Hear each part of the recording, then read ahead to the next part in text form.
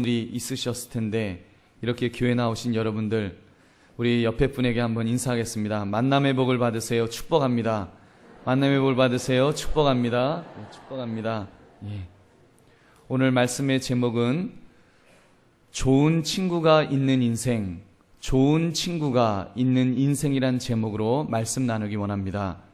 함석원 씨의 유명한 시를 하나 소개하겠습니다. 그 사람을 가졌는가라는 친구에 관한 시입니다. 말리길 나서는 날 처자를 내맡기며 맘 놓고 갈 만한 사람, 그 사람을 그대는 가졌는가. 온 세상 다 나를 버려 마음이 외로울 때에도 저만이야 하고 믿어지는 그 사람을 그대는 가졌는가. 탔던 배 꺼지는 시간 구명대 서로 사양하며 너만은 제발 살아다오 할 그 사람을 그대는 가졌는가. 불의의 사형장에서 다 죽어도 너희 세상 빛을 위해 저만은 살려두거라 일러줄 그 사람을 그대는 가졌는가. 잊지 못할 이 세상을 놓고 떠나려 할 때 저 하나 있으니 하며 벙긋이 웃고 눈을 감을 그 사람을 그대는 가졌는가. 온 세상의 찬성보다도 아니 하고 한마디 머리 흔들 그 한 얼굴 생각에 알뜰한 유혹을 물리치게 되는 그 사람을 그대는 가졌는가. 여러분 어떻습니까? 인생이 힘들고 어려울 때 나를 붙들어주고 세워줄 수 있는 좋은 친구가 있다는 것은 참으로 행복한 일입니다. 그런 친구 한 사람쯤 내 인생에 있다면 얼마나 든든하겠습니까? 오늘 우리가 나눌 말씀은 그런 좋은 친구를, 한 사람도 아닌 여러 사람을 가질 수 있었던 한 인물을 살펴보려고 합니다. 그의 이름은 다윗입니다. 오늘 우리가 읽은 이 본문의 내용은 다윗이 그런 좋은 친구들과 가졌던 에피소드들 중에서 대표적인 사건을 소개하고 있습니다. 당시 다윗이 블레셋과 전쟁 중에 있었습니다. 다윗은 산성에 있고 블레셋 사람들은 베들레헴에 있었습니다. 제가 성지를 가보지는 못하였지만 연구를 해보니까 다윗은 전쟁이 날 때마다 산성으로 올라갔습니다. 어떤 학자는 이 산성을 마사다라고 해석하기도 합니다만 아무튼 높은 산성 위에서 그는 전쟁을 치루었습니다. 산성의 장점은 수비하기에 용이합니다. 적이 아무리 많은 숫자가 공격을 해와도 위에서 막기 때문에 작은 병력으로도 수월하게 적을 막을 수가 있습니다. 그러나 한 가지 단점이 있는데 잘못하면 높은 곳에 고립된다는 점입니다. 고지대이다 보니까 당연히 마실 물이 없습니다. 이스라엘은 사막기후이기 때문에 그러므로 오늘 본문의 상황, 다윗이 처한 상황은 지글지글 타는 듯한 열기에 아이스크림 녹듯이 몸이 녹아내리는 그런 상황에서 그는 말하고 있는 것입니다. 다윗이 푸념처럼 말하였습니다. 베들레헴 성문 곁 우물 곁에 우물물을 누가 내게 마시게 할까? 저 시원한 물을 누가 마시게 할 사람이 혹시 있을까? 이런 말을 푸념처럼 한 것입니다. 왕의 이 말을 들었던 용감한 세 용사가 달려나갑니다. 죽음을 무릅쓰고 적진을 뚫고 들어가서 물을 길러왔습니다. 그리고 다윗은 그 물을 받아놓고 너무 감격하여 마시지 못하였다는 것이 오늘 본문의 핵심 내용입니다. 우리 16절 17절의 말씀 우리 한번 같이 읽겠습니다. 시작. 세 용사가 블레셋 사람의 진영을 돌파하고 지나가서 베들레헴 성문 곁 우물물을 길어가지고 다윗에게로 왔으나 다윗이 마시기를 기뻐하지 아니하고 그 물을 여호와께 부어드리며 이르되 여호와여 내가 나를 위하여 결단코 이런 일을 하지 아니하리이다. 이는 목숨을 걸고 갔던 사람들의 피가 아니니까 하고 마시기를 즐겨하지 아니하니라. 세 용사가 이런 일을 행하였더라. 아멘. 여러분 얼마나 아름다운 모습입니까? 왕이 목이 마르다는 말 한마디에 목숨을 걸고 적진 속으로 들어가 물을 길어서 나온 세 명의 용사들의 모습, 그리고 그 물을 받아들고는 여호와께 부어드리면서 나는 이 물을 마실 수가 없다. 왜냐하면 이 물은 우리 병사들의 피이기 때문이다. 이렇게 자기 사람의 충정을 진심으로 알아주고 높여주는 임금의 모습, 얼마나 멋진 장면입니까? 사실 다윗은 이 일 말고도 여러 친구들로부터 많은 사랑을 받았습니다. 후세와 같은 친구, 다윗이 압살롬의 반역을 피하여 도망가고 있을 때 그의 인생 말년에 끝까지 다윗 편을 들어주었던 좋은 친구가 있었습니다. 다윗의 젊은 시절 요나단과 같은 친구, 그들의 우정은 참으로 유명합니다. 그리고 나단 선지자 같은 사람, 다윗에게 늘 허물을 지적하였던 그런 사람이었지만 자녀 때까지 친구로 지내는 멋진 관계를 유지하였습니다. 여러분, 이 시간 다윗의 어떤 면이 그렇게 좋은 친구가 있는 인생을 살게 되었는지를 우리가 살펴보심으로 함께 은혜를 나누시는 저와 여러분 되시기를 주님의 이름으로 축원합니다. 첫 번째, 그는 주인을 주인으로 모실 줄 아는 충직한 사람이었습니다. 그는 충성스러운 사람이었습니다. 다윗에게는 두 주인이 있었습니다. 위로는 여호와 하나님이 그의 진짜 주인이었습니다. 그리고 수평적으로는 사울 왕이 그의 주인이었습니다. 그는 여호와 하나님을 주인으로 모시면서 사울 왕도 극진히 모실 줄 아는 그런 충성스러운 사람이었습니다. 그 대표적인 사건이 동굴 속에서 다윗이 사울과 맞닥뜨렸을 때의 일입니다. 다윗과 사울 왕의 관계가 어떠하였습니까? 다윗은 나라를 위기에서 구한 영웅이었습니다. 블레셋의 최고 장수를, 그 골리앗을 물맷돌을 던져서 쳐 죽였습니다.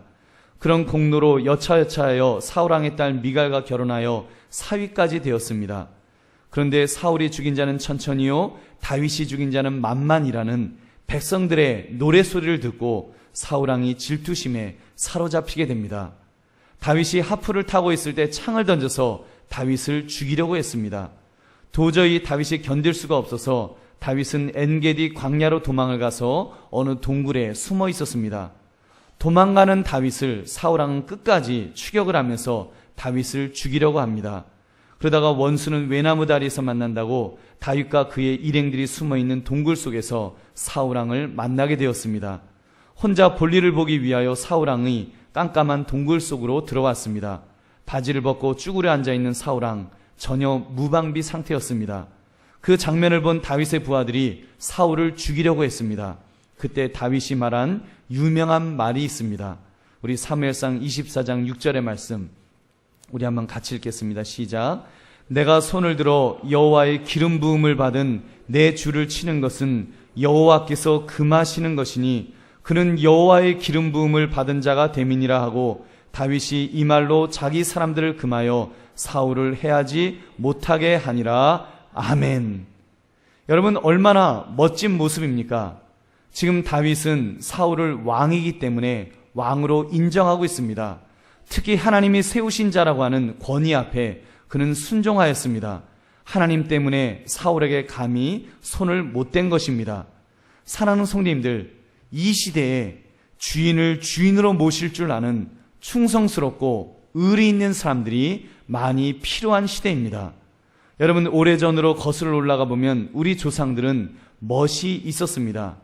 정몽주 같은 사람 단심가로 유명하지 않습니까? 이방원의 하여가에 대한 답가로 그는 이렇게 말합니다. 이 몸이 죽어 100번 고쳐 죽어 백골이 진토되어 넋이라도 있고 없고 님 향한 일편단심이야 가실 줄이 이시랴. 여러분, 이 고려 왕조에 대한 강렬한 충성심으로 그가 죽기까지 나는 나의 왕을 끝까지 모시겠다고 하는, 변절하지 않겠다고 하는 그의 마음을 담은 작품입니다. 사랑하는 성도님들, 오늘 말씀을 통하여 그러한 충성심을 회복하는 저와 여러분 되시기를 바랍니다. 이 시대에 충성이라는 말을 사용하고 있는가요? 더 이상 충성이라는 단어가 힘이 없는 시대, 이런 시대에 저와 여러분은 살고 있습니다. 여러분, 이런 때 적어도 믿는 사람이라고 한다면 우리가 이 충성이라는 단어가 회복되기를 바랍니다. 그래서 오늘 말씀을 듣는 우리들은 주인을 주인으로 모실 줄 아는 그런 사람이 되어야 할 줄로 믿습니다. 위로는 하나님에 대한 충성이 분명해야 합니다. 죽으면 죽으리라 순교의 자리까지 기꺼이 가겠다고 말할 정도의 충성하는 마음을 가져야 할 줄로 믿습니다. 이 충성의 마음은 직장에서, 사업장에서, 가정에서, 또 여러분이 만나는 사람에게까지 연결되어야 합니다. 우리는 일을 할 때에도 충성을 다하는 사람이 되어야 하는 것입니다. 에베소서 5장 5절부터 7절을 보면 종들에게 노예들에게 이런 권면의 말씀을 주십니다.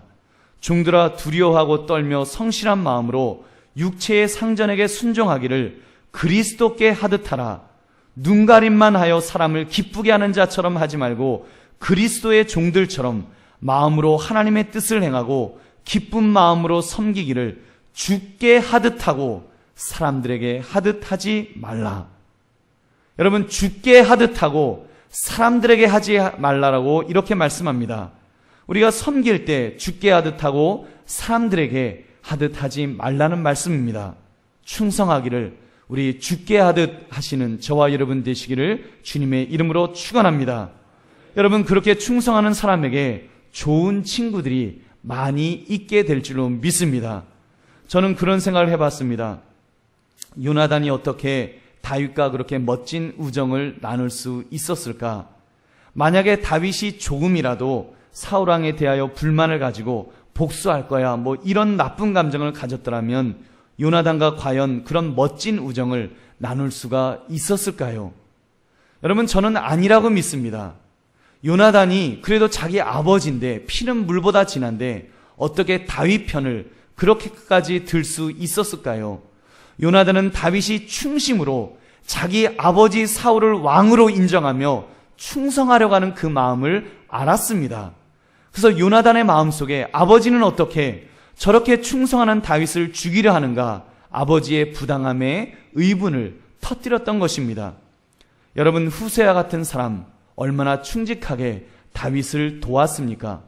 반역자 압살롬에게 거짓 투항하여 다윗에게 이롭게 작전을 짜도록 돕는 생명을 걸면서까지 다윗을 도와주려고 했던 멋진 친구가 되었습니다. 그것도 다윗의 말년 아닙니까? 이제 인생을 마감하는 말년 그 시절에 그는 끝까지 함께하는 친구가 있었던 이런 모습 얼마나 멋집니까? 주님께서 무엇이라고 하셨습니까? 대접을 받고자 하는 대로 남을 대접하라고 그랬습니다. 다윗이 하나님을 그렇게 극진히 모시고 사울왕을 그렇게 극진히 모셨기 때문에 그가 위기에 처하였을 때 그를 돕는 좋은 친구들이 많이 남아 있었는 줄로 믿습니다. 갈라디아서 6장 5절은 이렇게 말씀합니다. 사람이 무엇으로 심든지 그대로 거두리라, 이렇게 말씀하였습니다. 충성스러운 자가 충성스러운 사람들을 거두게 될 줄로 믿습니다. 여러분의 직장에서도 그러한 충직성이 있기를 바랍니다. 가정에서도 교회에서도 그러한 충직성이 있기를 바랍니다. 그렇게 주인을 주인으로 모심으로 늘 충직하게 살아가시는 저와 여러분 되시기를 주님의 이름으로 축원합니다. 두 번째, 그는 사람이 최고의 가치임을 아는 사람이었습니다. 오늘 본문에 소개된 것처럼 3명의 용사들이 물을 떠다가 바칠 때 그 물을 여호와의 제단 위에 쏟아 부었다고 했습니다. 왜 그가 그런 어처구니 없는 행동을 하였을까요? 병사들이 목숨 걸고 가져온 그 물을 어떻게 여호와의 제단에 그냥 부을 수가 있었을까요? 여러분, 다윗에게 가져온 물 한 잔 어떻게 보면 아무것도 아닙니다. 다윗이 이렇게 말할 수도 있었을 것입니다. 허허, 그놈들, 내가 그냥 지나가는 말로 한번 해본 말인데 이렇게까지 할 필요는 없는데 하면서 그냥 벌컥벌컥 마시고 아 시원하다 그러면서 여봐라, 저 장수들에게 상을 좀 베풀어 주어라, 이렇게 명령할 수도 있었을 것입니다. 이 정도만 해도 제법 괜찮은 왕이라고 할 수 있을 것입니다. 그런데 다윗은 그 물을 받으면서 그냥 물 한 잔으로 보지를 않았습니다. 그는 그 물 너머에 있는 그의 부하들의 충성심을 볼 줄 알았습니다. 즉 다윗은 물의 가치만을 보지 않았다는 말입니다. 그 물을 가져온 그 3인의 장수들의 그 정성을 보았습니다. 그래서 그 물을 받으면서 이것은 우리 장수들의 피다, 내가 이 물을 홀짝 마실 수가 없다, 이 가장 소중한 것을 나는 하나님에게 바치리라. 그러면서 부하 장수들의 수고를 더 고귀하게 만들어 주었던 것입니다. 여러분, 얼마나 멋진 장수들의 얼마나 멋진 왕입니까? 이 정도 멋진 사람이 되니까 그 3인의 장수들이 다윗을 위하여 목숨을 걸며 그 물을 떠올 수 있었던 줄로 믿습니다. 사랑하는 성님들, 만약 이런 직장 상사라면 이런 사장님이시라면 여러분 그를 위하여 목숨을 바쳐도 아깝지 않겠다, 이런 마음이 생기지 않으시는지요? 여러분 왜 이런 마음이 생깁니까? 사람이 최고의 가치임을 아는 사람이기 때문입니다. 나를 인간으로 바라보고 존귀한 한 개인으로 바라보면서 정말 존귀한 자로 여겨주기 때문에 여러분 여겨준다면 그런 사람 얼마나 귀한 사람입니까? 그런 사람이라면 정말 사람 냄새가 물씬 풍기는, 좋은 의미에서 사람 냄새가 풍기는 그런 사람이라면 그 사람을 위하여 목숨이라도 바치지 않겠느냐는 말입니다. 여러분 사실 다윗처럼 왕의 위치에 있으면 사람 냄새를 풍기기가 쉽지가 않습니다. 왜요? 그는 더 큰 것을 보아야 하는 사람이기 때문입니다. 우리말로 하면 대를 위하여 소를 희생해야 한다. 이 말이 우리 같은 사람은 잘 모르지만 왕쯤 되면 순간순간 느끼는 말일 것입니다. 그는 전체 백성을 위하여야 되고 때로는 나라를 위하여 개인을 희생시킬 수밖에 없는 위치에 있는 사람이었습니다. 그럼에도 불구하고 다윗은 사람이 최고의 가치임을 잊어버리지 않는, 한 개인을 정말 최고의 가치로 여길 줄 아는 사람 냄새가 나는 사람이었던 것으로 이렇게 보입니다. 여러분 사실 이 사람 냄새가 나는 가장 대표적인 인물을 들라고 한다면 예수 그리스도이실 것입니다. 예수님은 우주 만물을 주관하시는 주관자이십니다. 성부 하나님이 우주를 창조하실 때 그때 함께 하셨던 창조주이십니다. 그런 분이 바로 저와 여러분을 구원하기 위하여 인간의 몸을 입고 오셨습니다. 사람이 되어주셨습니다. 바로 나의 죄를 위해서 십자가에서 죽으시기까지 그렇게 나의 죄를 용서하시기 위해서 죽어주신 분이십니다. 여러분 얼마나 놀라운 사랑인가요? 만약에 여러분 같으면 입장을 바꿔놓고 저나 여러분 같으면 한 100만 마리의 바퀴벌레를 위해서 내 아들을 죽이겠다? 상상할 수 있습니까? 내 팔 하나를 떼어주겠다. 그까지 바퀴벌레를 위해서 내가 내 팔을 떼어주겠다. 이게 있을 수 있는 일입니까? 여러분 그런데 사실은 인간과 바퀴벌레는 사실은 같은 피조물의 어떤 면에서는 비슷한 존재라고도 할 수 있습니다. 같은 급입니다. 그러나 여러분 예수님과 우리의 관계는 그 정도가 아닙니다. 창조주와 피조물의 관계입니다. 근본적인 차이가 있습니다. 이거는요 도저히 건널 수 없는 어마어마한 차이가 있는 것입니다. 그런데도 우리 예수 그리스도께서는 바로 나를 위해서, 나 같은 피조물을 위해서 십자가에서 죽어주신 줄로 믿습니다. 그 놀라운 사랑, 최고의 가치를 인정받은 그런 사랑을 주님께서는 우리에게 주셨습니다. 사랑하는 성님들, 저와 여러분 역시도 예수님처럼 그런 사랑을 받았다면 이제는 사람의 가치를 알아줄 수 있는 그런 사람이 되어야 할 줄로 믿습니다. 이 시대에 얼마나 메마른 세상이 되고 있습니까? 인간의 가치가 돈으로 환산되는 그런 세상을 우리는 살아가고 있습니다. 요즘 어떤 한 사람의 가치를 평가할 때 그의 본질에 어떤 존귀함, 그런 것 우리 생각하지 않습니다. 오래전부터 물질 만능주의, 물질 지상주의 이런 말을 사용하였습니다만 그것이 무엇인지 정확하게 몰랐습니다. 왜냐하면 그 오래전만 해도 그래도 인간에게는 가치 있는 것들이 몇 개라도 남아 있었기 때문입니다. 근데 이제 정말로 물질 지상주의가 주의의 실체가 드러난 것 같습니다. 이제는 뭔지 좀 알 것 같습니다.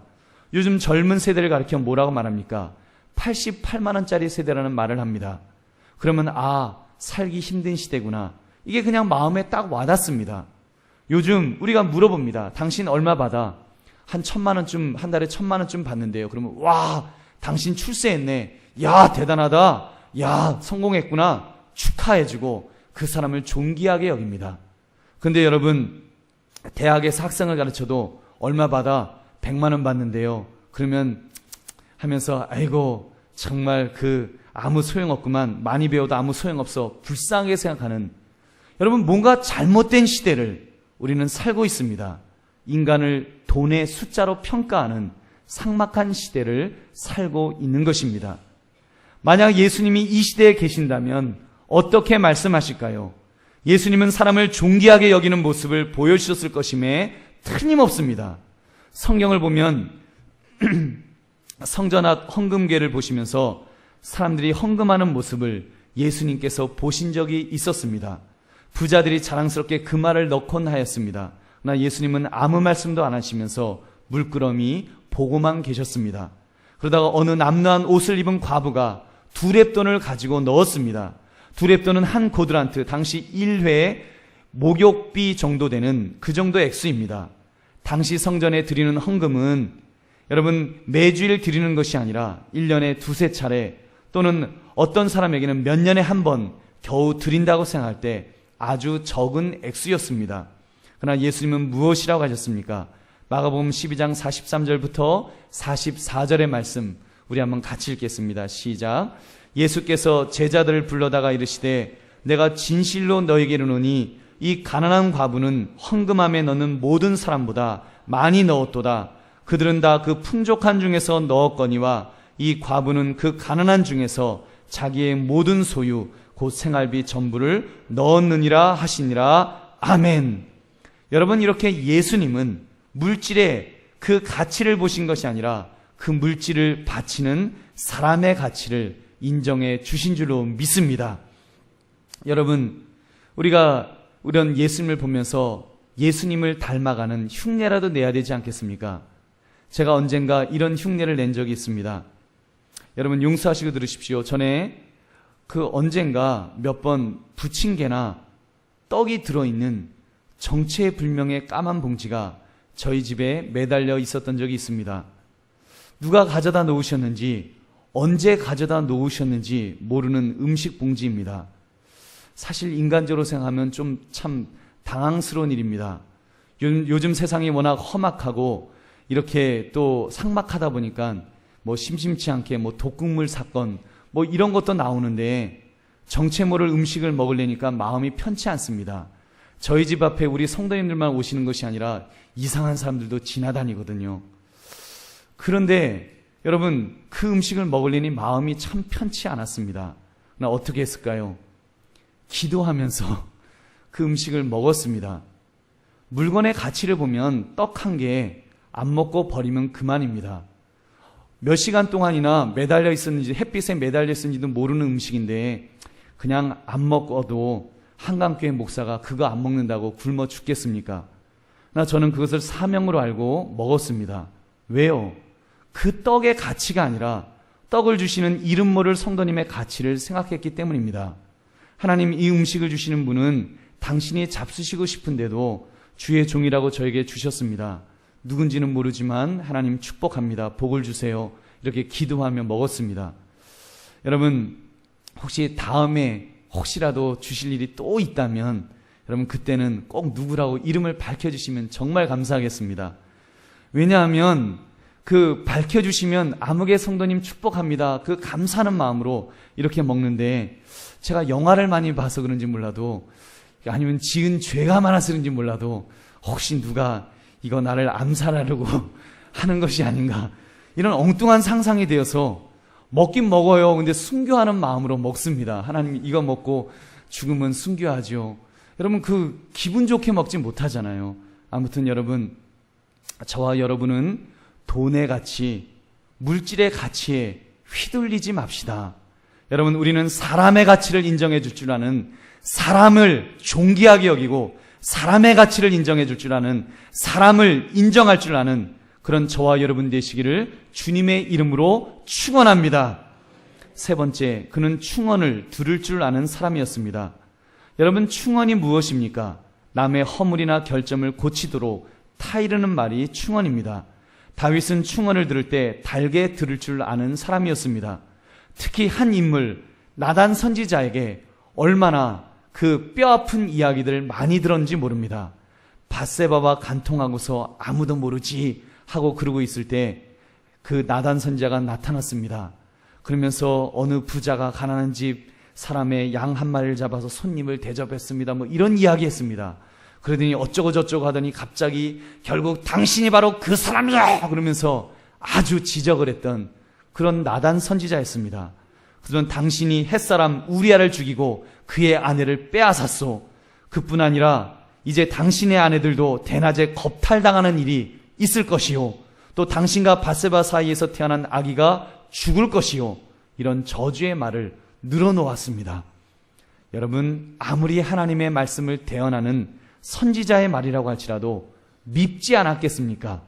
나의 치부를, 나의 집에 대한 저주를 하는 저 인간 정말 주는 것 없이 밉다. 이런 옹졸한 마음을 가질 수 있었을 것입니다. 그러나 그는 그렇게 반응하지 않았습니다. 나단이라는 사람의 말이 아니라 하나님의 말씀으로 들었습니다. 그래서 내가 하나님께 범죄하였나이다. 즉각 회개 자복하였습니다. 그 후에도 다윗이 성전을 지으려고 좋은 마음으로 성전을 지으려고 했는데 나단이 나타나서 이야기합니다. 하나님의 말씀입니다. 당신의 손에 피가 너무 많이 묻어서 하나님이 성전 짓는 것을 허락하지 않았습니다. 이런 쓴소리를 했던 나단 선지자였습니다. 여러분, 그런 다윗이 나단을 원수로 생각했을까요? 아니면 친구로 생각하였을까요? 다윗이 밧세바와 낳은 아들 중에 셋째 아들 이름이 나단이라고 지었습니다. 누가복음 3장 31절을 보면 그가 예수님의 조상이 되었다라고 성경은 기록합니다. 생각해 보십시오. 다윗이 그 이름을 부를 때마다 과거의 죄를 회개하며 나단 선지자가 자기에게 들려주었던 그 경고를 회상하지 않았겠습니까? 후에 그의 아들 솔로몬이 나단 선지자의 아들 중 아사리아는 관리장으로 사붓은 대신을 삼았습니다. 열왕기상 4장 5절입니다. 나단의 아들 아사리아는 지방 관장의 두령이요 나단의 아들 사붓은 제사장이니 왕의 벗이요. 여러분, 얼마나 멋진 관계입니까? 아마도 다윗은 나단 선지자의 아들 사붓을 그가 가장 사랑하는 아들 솔로몬과 궁전에서 뛰어놀도록 허락해 주지 않았겠습니까? 솔로몬과 궁전에서 뛰어놀도록 그래서 이제는 자기가 나단 선지자를 가까이 하듯이 솔로몬이 나단 선지자의 아들과 친구가 되도록 그렇게 지도하였음에 틀림없습니다. 얼마나 멋진 관계입니까? 사랑하는 성님들, 여러분은 만약 누군가로부터 충언을 들었을 때 어떤 마음이 더 앞서시던가요? 노여움이 앞서고 복수심이 앞서지는 않으십니까? 그래서 어떤 현자는 이런 말을 하였습니다. 괜히 싫은 소리 남에게 해주지 마라. 그 소리 해줘봤자 잘 듣지도 않는다. 인심만 잃는다. 이런 말을 합니다. 여러분, 가슴 아프게도 그 말이 어느 정도는 맞는 말 같습니다. 많은 사람들이 바른 말을 해주어 보았자 안 입고게 듣고 싫어하는 경우가 대부분입니다. 듣기 싫어요. 당신은 뭐 잘하는 것이 있다고 그따위 말로 나를 가르치려고 들어요. 라고 말한다면 여러분, 그 사람에게는 좋은 친구가 결코 붙어 있지 않을 것입니다. 사랑하는 성도님들, 우리 믿는 사람들은 충언을 들을 줄 아는 사람이 되어야 합니다.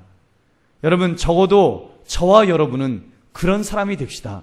다른 사람이 나에게 충언을 이야기해 줄 때 그 이야기를 들을 줄 아는 사람, 저 사람을 통해서 하나님께서 나에게 해주시는 이야기가 있지, 나에게 허물이 있지, 내가 고쳐야 될 것이 있지, 이렇게 들을 줄 아는 사람, 여러분, 그런 사람이 마음이 열려있는 사람인 줄로 믿습니다. 여러분, 그런 사람에게 참으로 하나님께서 좋은 사람들을 붙여줄 줄로 믿습니다. 그러므로 충언을 충언으로 들을 줄 아는 귀를 가지시는 저와 여러분 되시기를 주님의 이름으로 축원합니다. 말씀을 맺습니다. 오늘 말씀의 제목처럼 좋은 친구가 있는 인생, 이런 멋진 인생을 사시는 저와 여러분이 되기를 바랍니다. 여러분, 그러기 위하여 우리가 반드시 늘 기도하고 기도해야 될 것은 먼저 하나님께 하나님 만남의 복을 달라고 기도해야 합니다. 우리가 노력하는 것도 중요하지만 사실은 하나님께서 만남의 복을 주셔야 합니다. 좋은 사람을 내 인생에 만나게 하옵소서. 좋은 사람을 내 자녀의 인생에 만나게 해달라고 그렇게 우리가 기도해야 될 것입니다. 여러분께서 하나님께서 정말 좋은 만남을 달라고 이렇게 기도하며 그 복을 받으시는 저와 여러분 되시기를 주님의 이름으로 축원합니다. 특별히 여러분 결단하실 것은 주님을 나의 친구로 모시는 것입니다. 주님은 우리를 향하여 이렇게 말씀하십니다. 요한복음 15장 15절의 말씀, 우리 같이 읽겠습니다. 시작. 이제부터는 너희를 종이라 하지 아니하리니 종은 주인이 하는 것을 알지 못함이라. 너희를 친구라 하였노니 내가 내 아버지께 들은 것을 다 너희에게 알게 하였음이라. 아멘.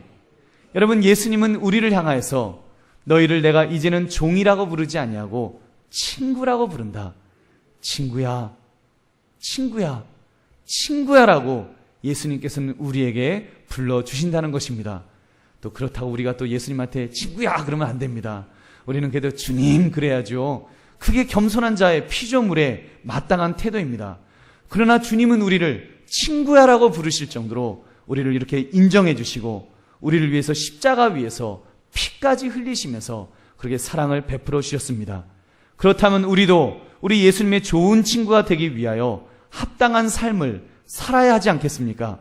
좀 전에 말씀드린 세 가지를 꼭 기억합시다. 첫째, 주인을 주인으로 모실 줄 아는 충직한 사람이 됩시다. 특별히 하나님 앞에 충성된 종이 됩시다.